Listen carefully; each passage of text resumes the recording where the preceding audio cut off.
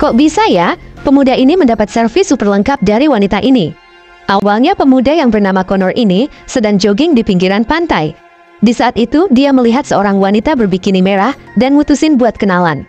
Nama wanita cantik itu adalah Marilyn dan sudah berkeluarga. Sementara Connor juga mengenalkan dirinya dan bekerja di perpustakaan yang terletak di pusat kota. Marilyn tidak risih dengan Connor yang masih muda, namun dia harus segera pulang karena ditunggu suaminya. You come around here often? This is kind of my secret spot. I gotta go. Beberapa hari kemudian, tanpa diduga Marilyn datang ke perpustakaan tempat Connor bekerja dan keduanya pun ngobrol. Melihat ada luka di pelipis matanya, Connor menanyakan penyebabnya dan Marilyn mengatakan bila suaminya lah yang telah memukulnya. Dia pun terlihat kasihan pada Marilyn, namun apa daya dirinya bukan siapa-siapa. Tidak menceritakan masalah keluarganya lebih jauh lagi, Marilyn mengatakan padanya bahwa dia mau meminjam sebuah buku. Buku yang diinginkan adalah fiksi yang menceritakan kisah kriminal antara pasangan suami istri. Sesuai dari arahan pemuda itu, Marilyn akhirnya memilih 2 buku dan tanpa diduga memberikan nomor teleponnya yang membuat Connor sumringah. How are you? Put those on. Oh, How can I help you? I'd like to talk to you two all day if I could. I got a tip from a friend. Keesokan paginya, Connor bertemu dengan seorang polisi bernama Joko. Ternyata, Connor baru bebas 6 bulan dari penjara dengan hukuman 4 tahun penjara. Karena 3 tahun di dalam penjara Connor bersikap baik, dirinya pun diberikan bebas bersyarat dan wajib bertemu Joko tiap minggu. Time, first 6 months of being free. You're doing anything stupid because you know I'll find out. I understand. Beberapa hari kemudian, Connor menelpon Marilyn untuk mengajaknya bertemu lagi. Namun Marilyn menolak dengan mengatakan kalau hari ini dirinya sedang sibuk dengan keluarga. I can't discuss it right now. All right, yeah, let me know if you want to set up a time or whatever. Yes, I figured that much. Di hari lainnya saat sedang bekerja, Kim, yang juga bekerja di perpustakaan terlihat dibantu oleh Connor. Kim yang terpesona dengan kebaikannya, memberi isyarat bahwa dia ingin diajak kencan. Namun karena Connor sedang dekat dengan wanita berbikini merah, dia pun tidak menanggapi perasaan gadis itu. Tanpa diduga, Marilyn bersama anak tirinya yang bernama Astrid datang ke sana. Connor pun segera menghampiri Marilyn yang ingin meminjam buku lainnya. Wadidaunya, Marilyn sambil memberi kode, meminta Connor untuk pilihin buku yang ada di lantai bawah. Kemudian di ruangan yang hanya ada mereka berdua, akhirnya segel QB antara keduanya pun terbuka. Tanpa ada gangguan berarti, karena anaknya sedang sibuk di lantai lainnya. Something for you in the fashion section downstairs.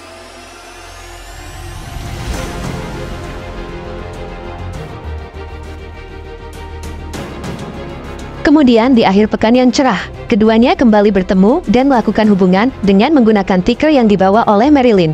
Setelah capek, Marilyn semakin terbuka dengan masalah keluarganya pada Connor. Dia mengatakan bahwa suaminya bukan hanya kasar pada dirinya, namun juga sama anaknya sendiri. Connor yang mendengar hal itu, menanyakan kenapa Marilyn tidak meminta cerai. Marilyn menjawab bahwa dirinya tetap bertahan demi anak tirinya yang sudah dianggap sebagai anaknya sendiri. It's not just about me, Astrid. Call the police when you've done something wrong and trust me, things happen really fast.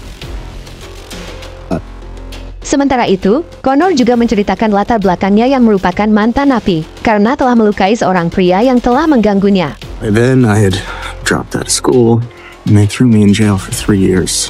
Saat ingin pulang, Connor mengatakan bahwa kunci rumahnya hilang. Kunci yang ada gantungan gambar suku Indian tersebut, pikirnya jatuh pas berguling, sehingga dia memutuskan balik ke tempat tadi. Sementara itu, Marilyn pulang duluan karena suaminya sudah menunggu. Keys. Indian head nickel. Beberapa hari kemudian, Connor yang sedang jogging tampak bahagia manakala Marilyn menelponnya. Keduanya pun sepakat akan kencan di tempat yang lebih nyaman, yaitu di salah satu rumah milik suaminya yang tidak dihuni. Keesokan harinya, Marilyn sudah menunggu Connor di pelabuhan. Saat bertemu, Connor menanyakan kenapa Marilyn tampak murung, dan Marilyn mengatakan bahwa suaminya kembali berulah yang membuat dirinya pengen refreshing. What's wrong? My husband started arguing about nothing like we always. Setelah sampai di tujuan, keduanya pun memanfaatkan semua sudut rumah yang sepi dari pantauan tetangga maupun satelit Rusia. Mulai dari tangga, meja dapur, sampai ke ruang tamu. Di sore harinya setelah berjam-jam berduaan, mereka terpaksa pulang karena Marilyn nanti dicariin. Marilyn pun menegaskan bahwa hubungannya dengan Connor pasti berakhir, karena bagaimanapun, Marilyn sudah punya suami yang pastinya akan sangat beresiko jika Connor ketahuan suaminya. Connor cukup terpukul mendengar hal itu. Dia pun berusaha agar Marilyn tetap rukun dengannya.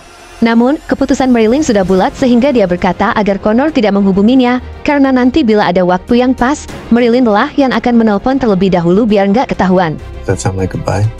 So I can't promise. Are you joking? Beberapa minggu kemudian, Connor dan Kim yang habis makan siang, tanpa sengaja berpapasan dengan Marilyn yang sedang makan bersama Astrid dan juga pacarnya Astrid yang bernama Jared.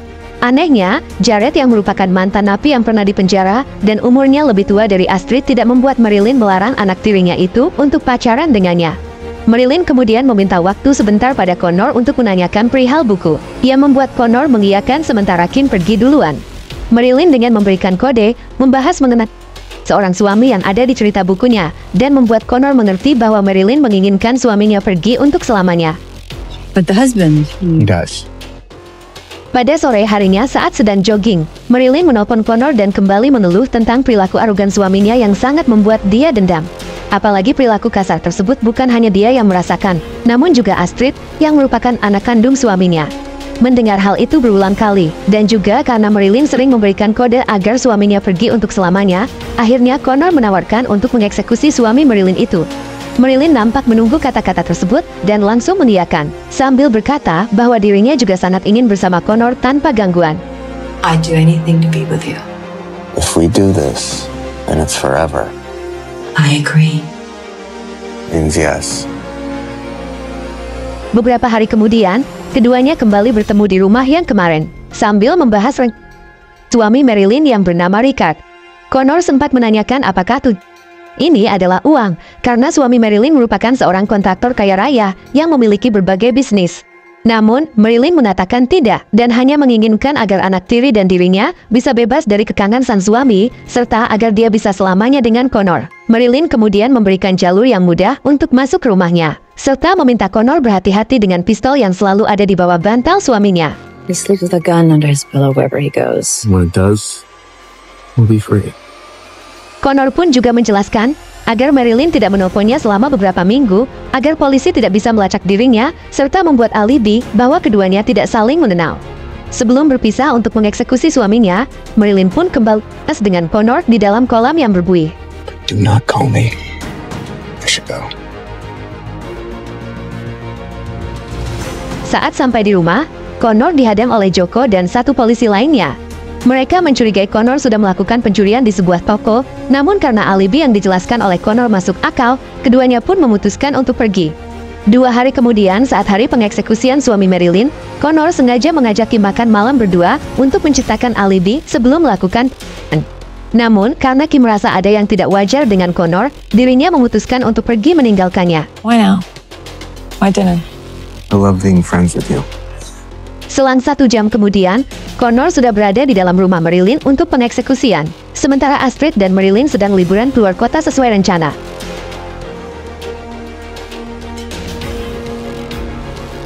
Tanpa diduga, Richard belum pulang ke rumah, sehingga Connor memutuskan untuk menunda aksinya. Namun saat hendak keluar, Richard masuk sambil teleponan dengan seorang gadis. Ketika Connor ingin mengeksekusinya, tanpa diduga Richard berbalik dan langsung berusaha naik untuk mengambil pistolnya. Namun sayang, Richard berhasil mendapatkan pistolnya dan langsung mengarahkan ke Connor. Tanpa diduga, seorang pria misterius datang di saat yang tepat dan langsung menghantam kantong ke kepala Richard yang membuatnya tempat. Ternyata, pria misterius itu adalah Jared yang membuat Connor terheran-heran. Walau Jared mengatakan bahwa dia hanya ingin mencuri saja, Connor tidak mempercayainya dan langsung menembak Jared hingga tewas. What the fuck are you doing here? I saved you. Who told you to do that? Connor membuat kondisi rumah terlihat amburadul dengan memecahkan berbagai barang, sehingga tampak Jared lah yang membuat Richard menembak karena rumahnya dirampok. Kemudian di malam hari, tanpa diduga Marilyn menelponnya walau sebelumnya sudah diingatkan. Connor pun sempat marah karena alibi yang sudah dibuatnya menjadi rusak semua. Marilyn hanya ingin memastikan apakah Connor baik-baik saja. Dia pun terkejut manakala Connor mengatakan bahwa Jared juga berada di sana dan cukup kaget mendengar kalau Jared ikut tewas. Connor kemudian meminta Marilyn untuk tidak menghubunginya selama beberapa bulan, dan juga meminta Marilyn berhati-hati saat diminta keterangan dari pihak kepolisian. What did I say about calling me? I needed to know that you're okay. You've done it now anyway, so go ahead. Beberapa minggu setelah itu, Connor menjadi panikan dengan keadaan di sekelilingnya karena takut aksinya terbongkar. Karena bila dia masuk penjara lagi, maka dirinya tidak mar dengan Marilyn sang pujaan hati. Di siang harinya dia kembali bertemu dengan Joko, dan bekas luka yang ada di leher Connor membuat Joko bertanya kenapa. Setelah membohongi Joko, dirinya dikabarkan oleh Joko mengenai tewasnya seorang pengusaha dan satu perampok. Namun, Connor berusaha mengalihkan topik pembicaraan. What's with your neck? What'd you do, cut yourself shaving? Beberapa hari kemudian, dia dihubungi oleh Marilyn melalui nomor lain dan langsung menyiapkan pakaian untuk pergi menemuinya. Namun tanpa diduga, Joko sudah menunggunya bersama banyak polisi. Connor mencoba kabur dari kepungan tersebut dengan berlari ke dalam hutan, namun gagal. Terkejut manakala polisi bisa tahu, Connor pun menanyakan bagaimana aksinya ketahuan. Joko pun mengatakan bahwa di tempat kejadian perkara, ditemukan sebuah gantungan kunci gambar suku Indian, dengan sidik jari Connor dan juga pengakuan dari seorang wanita. Yeah,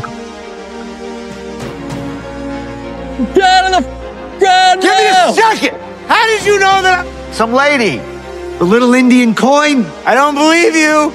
Walau Joko berusaha agar Connor kooperatif, namun dia menghiraukannya dan langsung ditembak di tempat sampai tewas. Di saat itu dia menyadari kalau dirinya sudah dimanfaatkan oleh Marilyn. Namun apa daya, Connor tidak sempat menjelaskan pada kepolisian karena tembakan yang diterimanya. Beberapa minggu kemudian, Marilyn tampak bersantai di sebuah kapal mewah bersama dengan Astrid. Ternyata, keduanya bukan hanya memiliki antara ibu dan anak tiri, melainkan lebih dari itu.